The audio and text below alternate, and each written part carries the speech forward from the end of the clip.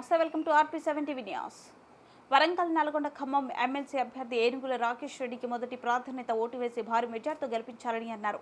ముఖ్య అతిథి మాజీ మంత్రివర్యులు కొప్పుల ఈశ్వర్, రామగుండం మాజీ ఎమ్మెల్యే కోరుకంటి చందర్, పరకాల మాజీ ఎమ్మెల్యే చల్ల ధర్మారెడ్డి, బీఆర్ఎస్ నాయకులు, కార్యకర్తలు ఉన్నారు.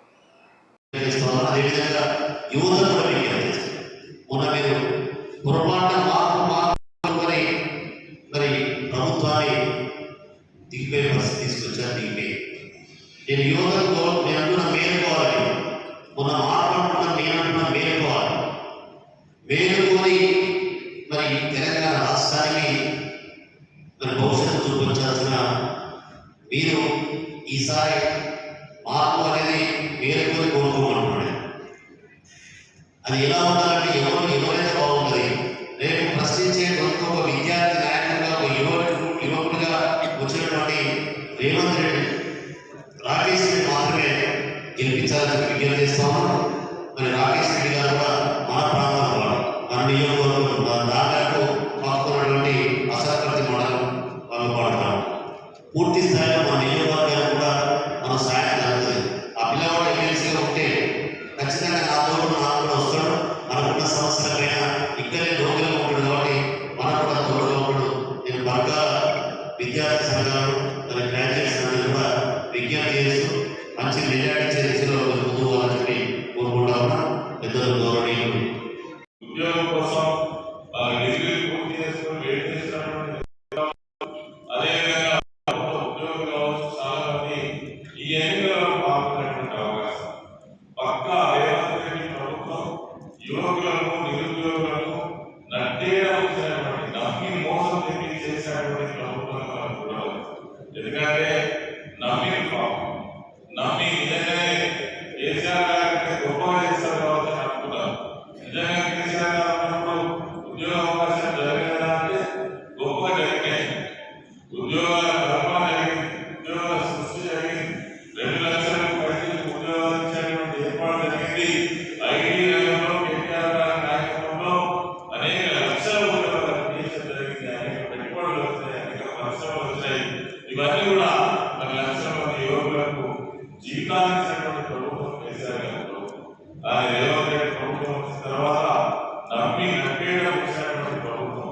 ఇప్పటివరకు ఒక నోటిఫికేషన్ లేదు, అదేవిధంగా నిరుద్యోగ దిక్కు లేదు, అదేవిధంగా ఉన్న పరిశ్రమలు వెలుగులేనటువంటి పరిస్థితి, కొత్త పరిశ్రమలకు మరి రావలేనటువంటి పరిస్థితి. ఇవన్నీ కూడా మాకు నిరుద్యోగ యువకులు కావచ్చు, ఏదైతే ఉద్యోగాలు చేసినటువంటి వాళ్ళ భవిష్యత్తు కావచ్చు. అందుకే ఈ ఎన్నికలలో ఎవరైతే గ్రాడ్యుయేట్స్ ఎవరిస్తున్నారో కంపల్సరిగా మీరు ఆలోచన చేయాల్సినటువంటి అవసరం ఉంది. అదేవిధంగా ప్రభుత్వం ఏదైతే ఉందో ఘోరంగా విఫలమైంది. ఏ వర్గాన్ని కూడా ఇవాళ ఆదుకోవడంలో ఘోరంగా విఫలమైంది. రైతాంగం చాలా ఇబ్బంది పడుతున్నారు. కొద్ది సమయంలో నీళ్ళు మాయమైపోయినాయి, కరెంట్ కోతలు ముప్పైనాయి, అదేవిధంగా వడ్లు కొనట్లేదు. ఇప్పటికి కూడా రైతులు పడిగామలు రాస్తా ఉన్నారు. అంటే ఏ వ్యవస్థ చూసినా వైద్య రంగం మంచిగా తీర్చిదిద్ది పెట్టి ప్రమాణంగా పేద ప్రజలకు వైద్యం అందించే పరిస్థితి ఉంటే అది కూడా అస్తవ్యస్తమైపోయింది. విద్యా వ్యవస్థ చిన్నాభిన్నమైపోయింది. ఎక్కడ ఎక్కడ ఆగిపోయింది. ఆనాడు ప్రజల అవసరాల కోసం తీసుకొచ్చినటువంటి అనేక జీవోలు ఎక్కడెక్కడ ఆగిపోయినాయి, అభివృద్ధి కార్యక్రమాలను కూడా ఆగిపోయింది. ఇవన్నీ కూడా ఈ ఎన్నికలలో పరిగణలోకి తీసుకోవాల్సినటువంటి అవసరం. నిజంగా పట్టభద్రులైనటువంటి మీరు కూడా గొప్పగా ఆలోచించినట్లయితే మరి ఇటువంటి ప్రభుత్వాలను మనం ప్రోత్సహించినట్లయితే ఇది ప్రజలకు సేవ్ చేసేటువంటి మరి పరిస్థితి వస్తుంది. కాబట్టి దయచేసి ఈ ఎన్నికలలో మరి మా గ్రాడ్యుయేట్ సోదరులందరూ కూడా ఈ నియోజకవర్గంలో ఉన్నటువంటి వాళ్ళే కావచ్చు, లేదంటే 3 జిల్లాలకు సంబంధించినటువంటి వరంగల్, ఖమ్మం, నల్గొండ జిల్లాలకు సంబంధించినటువంటి గ్రాడ్యుయేట్స్ ఎన్నికలలో పాల్గొంటారు. కాబట్టి అందరూ కూడా మరి నిశ్చితంగా ఆలోచించి ఖచ్చితమైనటువంటి నిర్ణయం తీసుకొని మీ అందరికీ తెలుసు తెలంగాణ రాష్ట్రం సాధించడానికి కారణం ఆనాటి టీఆర్ఎస్ పార్టీ ఉద్యమ నాయకుడు కేసీఆర్ గారు. ఇలా తెలంగాణ ఇంకా గొప్పగా డెవలప్ అయింది. అన్ని వర్గాల పత్రాలు పంచుతూ ప్రజలను, యువకులను మోసం చేస్తున్నటువంటి ఈ యొక్క ప్రభుత్వ కూడా ఇలా పట్టభద్రులందరూ కూడా గమనిస్తున్నటువంటి సందర్భం. అభ్యర్థులలో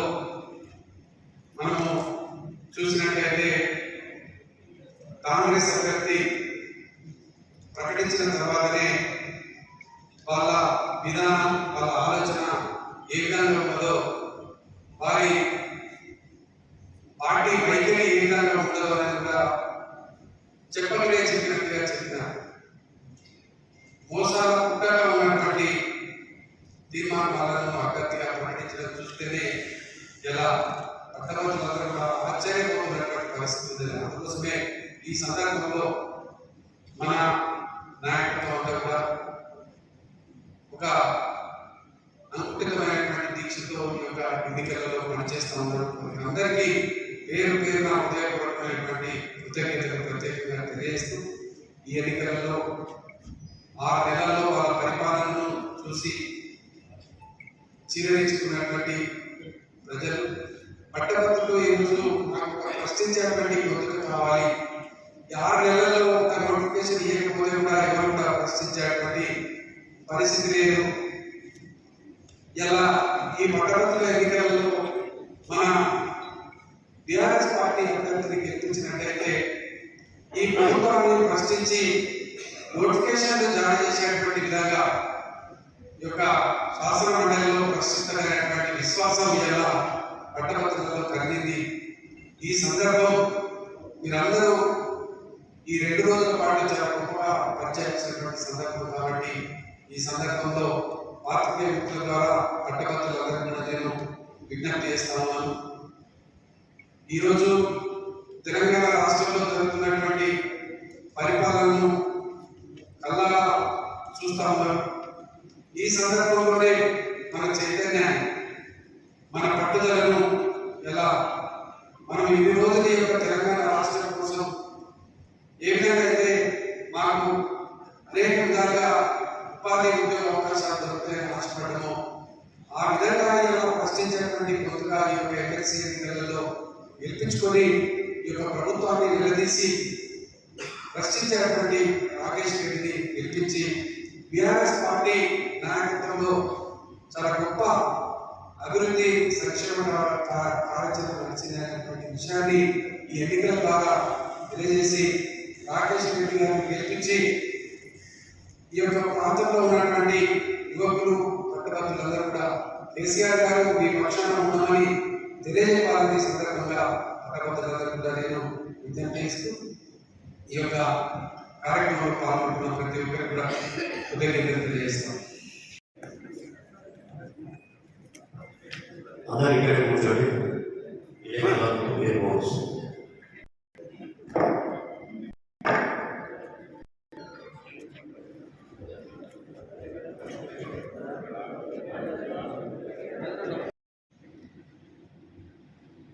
వర్గాలైన ఊరు టౌన్ నుంచి 3,337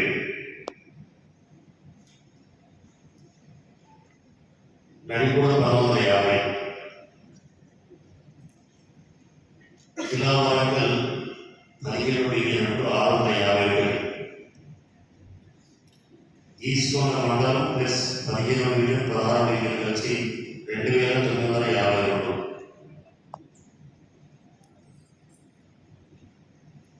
సంఖ్య వచ్చి 2,569. పెద్దలు గవర్నర్లు మాజీ మంత్రివర్యులు